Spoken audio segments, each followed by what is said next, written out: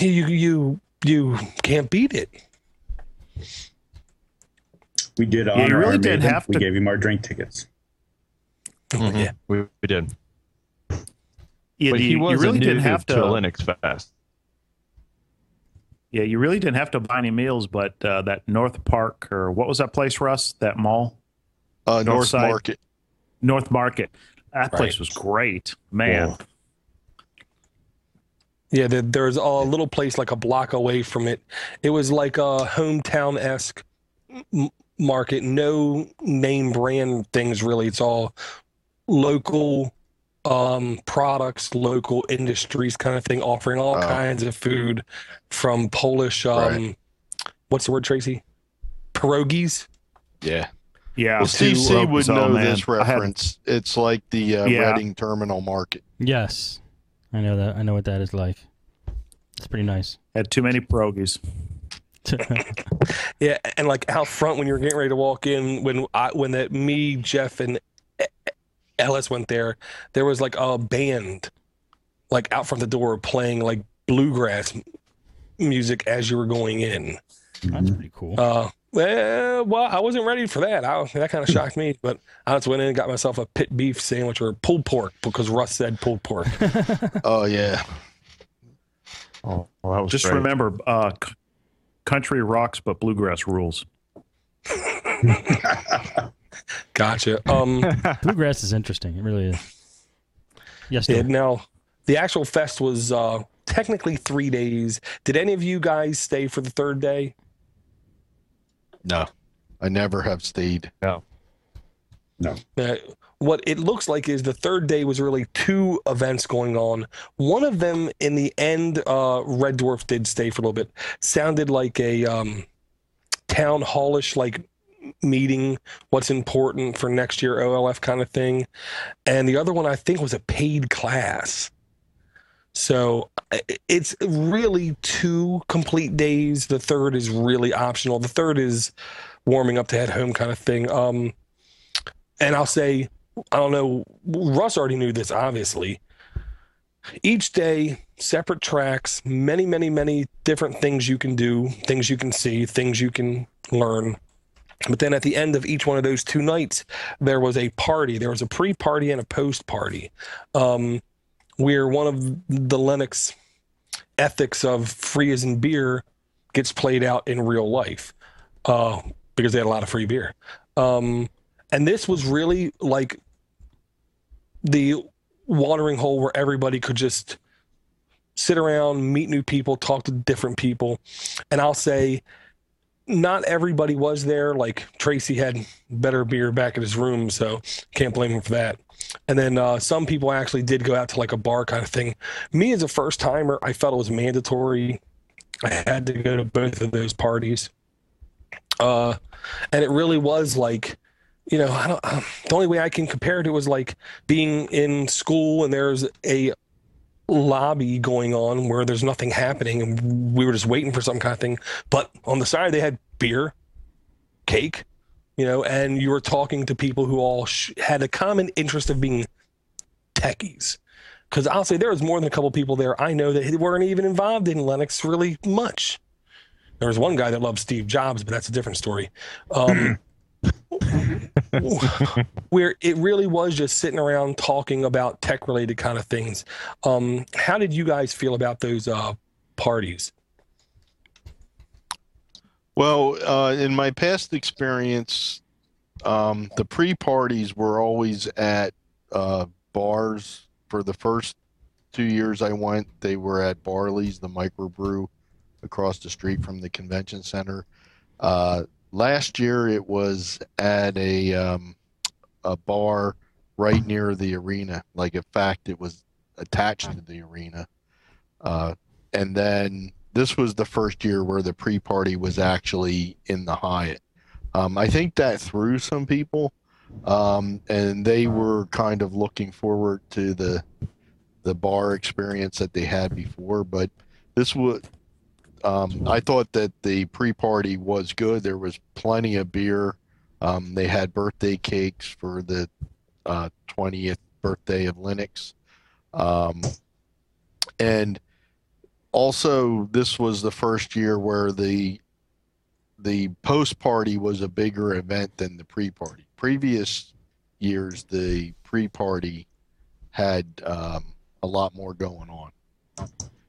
So, I will say though, the post party in the past, dual core performed in the past also, which made gave the post party something special for sure.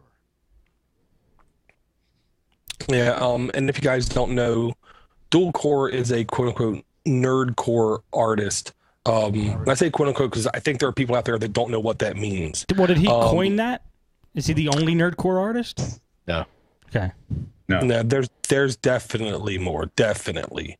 And I'll say, even if you're not a fan of his music, what he was saying had to at least connect with you a little bit because it was all tech related. Everything he was singing about was tech related, and the passion, to be honest, he showed on stage. If it didn't even get you to at least bob your head, kind of thing, I think you have like hearing issues or something. All right, tell me about this passion. See, I'm the guy that wasn't there, so I get what I've heard this before. What did he do that was so cool on the stage? Like, what was he just like really speaking from the heart, I guess? Well, that he was interacting with the people who were on the front. He was basically like jumping almost off the stage, high-fiving people. Really? That's awesome. And he was like getting people involved in the actual choruses. And everything he rapped about, you kind of knew about geek-wise. Like, what are some of the things he kind of rapped about? Like, what, just different subjects? One good song is, I talked to him about this before. They had a booth right next to the Linux Link Tech show, and I was in that booth for also. I was talking to him for a while. And he has one called My Girlfriend's a Hacker.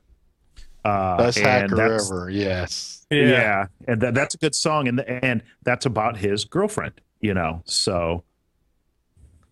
Wow, that's pretty cool. And it talks about how they met, her walking into a class. And is she really a hacker, his girlfriend? Yes. Yeah. He is too, his full-time. He just does this on the weekends. That's it. Wow. How do you meet a hacker girlfriend? Computer science class in college. At a Linux Fest. At a Linux Fest. No, he met her at in one of his computer science classes at college. Wow. That's awesome. And he says she's more of a hacker than him. Wow. Yeah. It's really cool.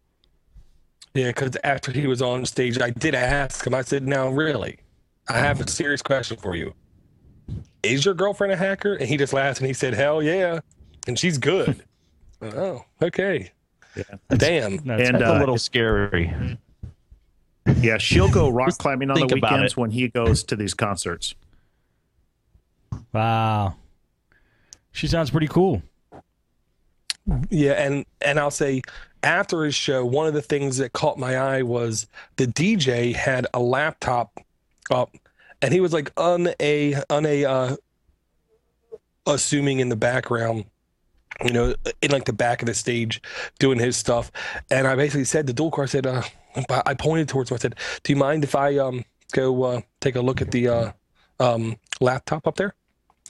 He's like, go ahead, I don't care. And I like walked up on stage, and the guy basically saw me. He like waved me over, and I just did like my eyes and the laptop. I want to look, and I don't know what he was running. It kind of looked like that software we talked about like 6 weeks ago, Steve, called MIXXX, where he was able to take the current song that's being ran and the next song that's being ran and do like a tempo beat merge. Yeah. Kind of thing. Was it a Mac?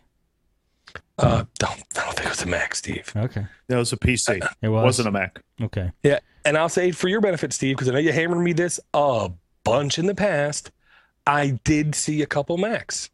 I saw maybe 3 Macs. What do you mean I hammered you in the past? Well, because how I said, I haven't seen a real Mac since 1983. Yes, yes. I've seen like one or two. I still don't believe you, but anyway. Well, this just shows how I guess my subconscious blocks it out, because other people said they saw like 6 to 9 Macs there. I gotcha. I only saw like 3. I saw one running Linux. Yeah, well, that's cool. That's kind of cool. I actually thought about installing that on mine. Is that easy to do? I got I know. Linux on my Mac. On a VM or boot camp like? No, Boot camp? no, what's that? There's something else I had to install. I know, There's I'm trying to some remember. boot manager I had to put on there. Really? It wasn't Boot Camp. Okay. That's Nah. pretty cool though. Yeah, there's a Plateau runs podcast it. out there His on. snack. Yeah. Nightwise is in like a chivalrous knight. Nightwise did a cast where he went step by step what you had to do to get it installed, because like Tracy said, that uses EFI or EIF thing. Mm-hmm. So you have to install something else to basically be the middleman between the EFI and Ubuntu to get it to boot right. Gotcha. Cool. So yeah, it's definitely doable, I'll say. And now, and I'll say Jeff and Ellis do not partake in the alcoholic beverages at all. And it looked like I saw more than a couple people who didn't, and it looked like they had a good time too. Would you say that's safe to say? Oh yeah, Great time. Yes. Great time. Then Very there's cool. several people like that that just don't partake in alcohol beverages, and there were some drunk people there as well. If you were at the pre-party on Friday, some of us remember that. Yeah, there was a couple of them. And I just got to say this, okay? Russ, to me, every time I see him, every time I talk to him, he's the most calm, nonchalant, laid-back, mellow guy I met in a long time. I feel like I could walk by and see someone put a gun and shoot the guy next to Russ, and Russ wouldn't even get fired up. He'd be like, now why did you go and do that? What's wrong with you? Okay. And then like help the guy clean up. He's so mellow. When Dual Core came on stage, Russ wasn't mellow. Russ popped out of his chair, popped right out of his chair. And I'm sitting here thinking, he's making me feel old. Yeah. That's awesome, Russ. Oh yeah, got a fist pump. For dual core. Oh yeah. That's awesome. Yeah, I had to say they didn't run out of beer either. When I said I was done, I think Russ got 2-3 more pitchers. So and we left it and they were still handing it out. So Yeah, I'll put my hand up. I was there pretty much till they finally stopped putting beer out. And it went quite late because both nights I think it was only supposed to go till like 11, maybe. It was well past 11. They were still handing out beer. Yeah, we were going to choke a door good night at 1 o'clock in the morning, and I think it was 3 when we got to bed. Yeah. Yes. And then I walked down to the United Dairy something store down the street where I could get food and water. But we were and that's debating Linux topics at 1 o'clock in the morning with Jonathan Nadeau. Yeah. Oh yeah. Good time. Jonathan. Yeah, I'll say Great the time. best thing about the people was nobody was insulting about their belief. Everybody had a belief about something, but they were all willing to talk openly about it, kind of thing. You know, and Tracy had a Mac running, and I don't see anybody give him a hard time for it. I wouldn't give him a hard time for it, you know. He was running Linux on it. Well, even if he wasn't, he has a Mac. That's fine. He's still cool. He made great homebrew beer. Yeah. It always seems to come back to the beer. Well, Hey, let me ask you this, just for somebody who's never gone. What's the layout of this place when you go in? Is it like a wide open, like a convention center size, like room with all these tables set up, or is it hallways where you talk to all the people and then you go to different courses? Like, how's the setup of it? Huge. yeah, it was, to me, what I pictured it as after the fact was almost like a high school, but the aisleways were like 3 times wider. Okay. And the rooms were sometimes 5 times bigger. And it was really just free them form, walking up to a room, seeing what the talk was. If it interested you, go in. And they had a little paper so you could see, well, this is now, that's at 10, that's at 11, that's at 2. Gotcha. So it was just like, well, this looks interesting. I'll check this out. That looks interesting. I'll check that out. And the second day, Saturday, that was the vendor day. And that's when Tracy kept coming over my shoulder and pointing and saying, you see that vendor right there? You go down there and you ask him and you'll get something cool.